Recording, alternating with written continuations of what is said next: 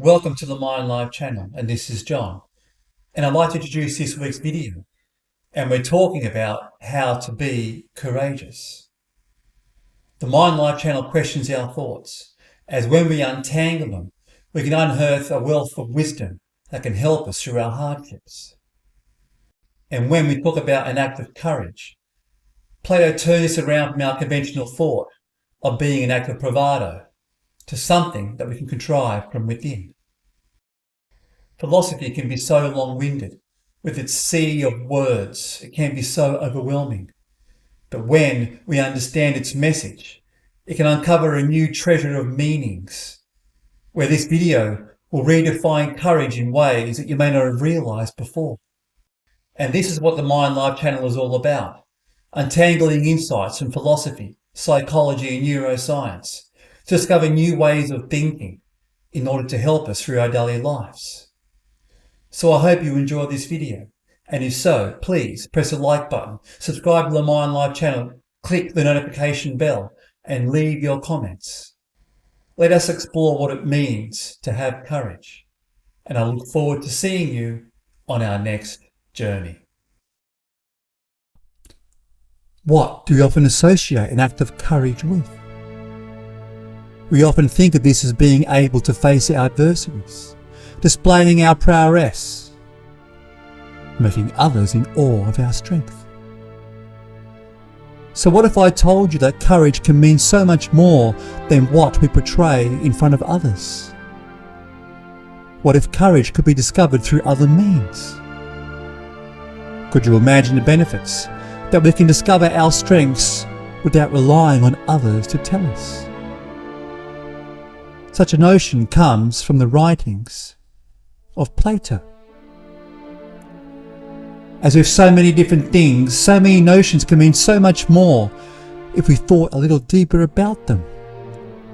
Where this video will provide a new perspective on what it means to be courageous. Our first thought to describe someone who is courageous is one who defends themselves when under threat. And while this will harness a credence of confidence, could such braveness make us a better person? According to Plato, courage is a kind of salvation. It is not, though, a salvation that we cling our confidence towards when we fight off our foes. It is a salvation that we gain when we manage our adversaries within. It is our means of being brave to decide what we have a right to fear and what to not. And this education will push us into areas of discomfort, into a corner that is beyond our depth, where we can learn about ourselves in the process. And these questions are not always pretty, as our soul will often come into play when we are courageous enough to deal with our pains alongside our pleasures and desires. As within our souls there is our higher selves, which often tussle with the depths of our lower self, where to determine a resolution will aid us towards what Plato calls our self-mastery. That within the human soul there is a higher and additionally a worse precept. And when the higher has the worse under manage, then a man is said to be master of himself. There are inferences to how the concept of a higher and lower self can apply within our own minds, as the higher cortical regions of our brain are used to determine logic, offering a temperance that we can use to balance our intense reactions from our lower brainstem, whereby determining resolve, we can bring our bodies into balance, or what is called a state of homeostasis. And this shows us there is so much more to courage than what is shown through a means of outward strength.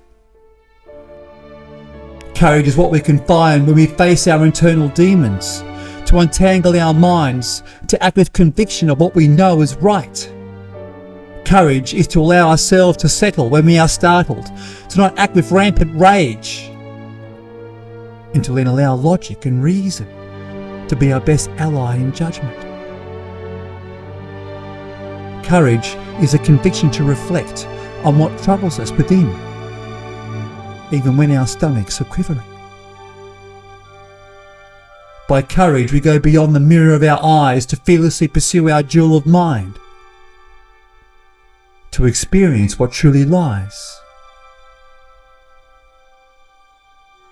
within.